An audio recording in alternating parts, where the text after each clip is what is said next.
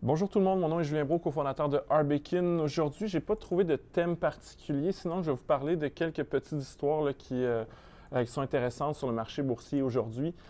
Premièrement, aujourd'hui, c'est la levée de ce qu'on appelle en anglais le lock-up pour les employés d'Uber. Concrètement, un lock-up, c'est une restriction à la vente. Quand une entreprise s'introduit en bourse, on ne veut pas que tous les gens, les investisseurs, les employés vendent leurs actions en même temps et que le prix se retrouve à terre et que l'entreprise ne puisse pas lever de fonds justement pour financer ses opérations. Donc, on dit, oui, l'entreprise est inscrite en bourse, mais les gens qui étaient déjà actionnaires ne peuvent pas vendre pendant, en général, 6 mois. Là, aujourd'hui, c'est levé et la raison pour laquelle c'est notable, c'est que, puis allons voir directement Uber sur l'application Arbekin, là où c'est intéressant, c'est qu'aujourd'hui, on s'attend à ce que beaucoup d'employés et d'investisseurs de Uber vendent leurs actions sur les marchés publics. Donc, aujourd'hui, ça pourrait avoir une influence sur l'action d'Uber et ça pourrait diminuer. Donc, Uber qui perd beaucoup d'argent, c'est pour ça qu'on n'a pas de ratio court-bénéfice de marge de profit ou de dividendes. Et donc, on a une capitalisation de 47 milliards. Et je pense que ça avait entré en bourse à peu près à 75, donc ça représente, l'action a déjà perdu 40 d'Uber, donc ça ne va pas bien. Et aujourd'hui, on pourrait voir ça baisser encore plus. D'ailleurs, je lisais un article dans le San Francisco Chronicle, je pense, qui disait que à chaque fois qu'il y a un gros IPO, une grosse entreprise technologique qui s'en va en bourse, comme par exemple Facebook, mais souvent ça crée une vague d'achats immobiliers parce que les employés devenaient riches.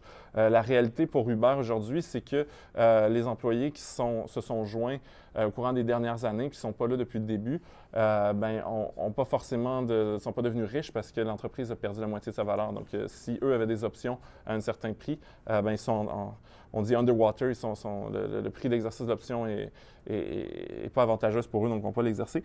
Donc, à voir Uber, est-ce que ça peut dégringoler plus bas?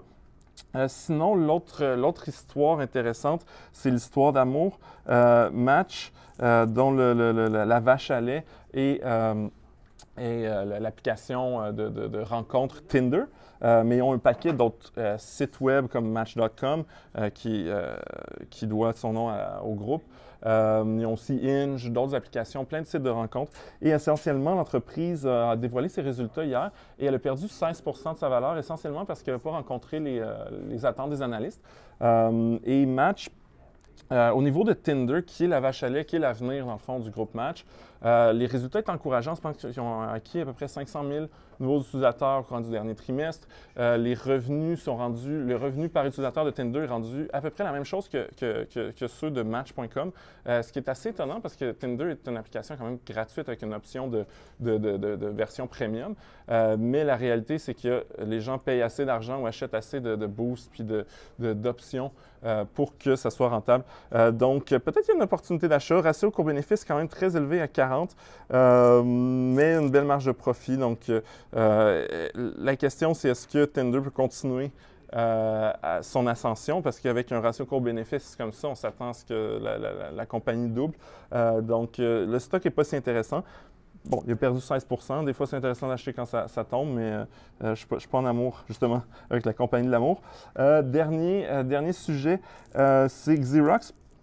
Xerox qui a littéralement inventé l'ordinateur personnel que Apple avait. D'ailleurs, c'est assez connu là, que Steve Jobs avait visité les laboratoires de Xerox, avait vu l'interface graphique, la souris et tout ça, l'avait importé. Xerox qui a un super département de recherche. Encore aujourd'hui, ils font de la technologie super intéressante, mais qui est connu pour les imprimantes.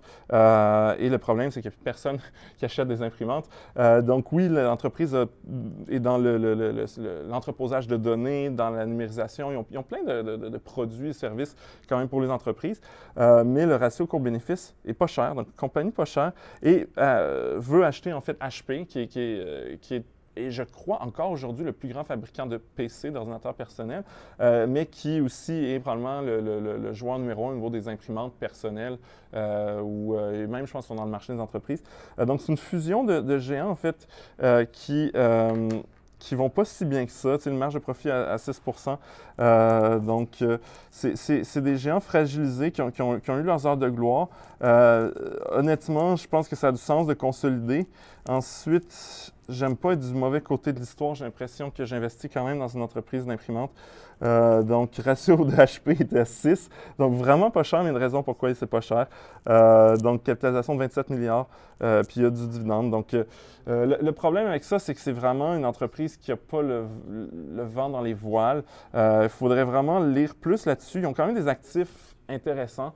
Mais toute la business pas seulement des imprimantes, mais même de vendre des boîtes de plastique le moins cher possible n'est pas la meilleure business qui soit. Donc, avec Xerox pourrait fusionner avec HP.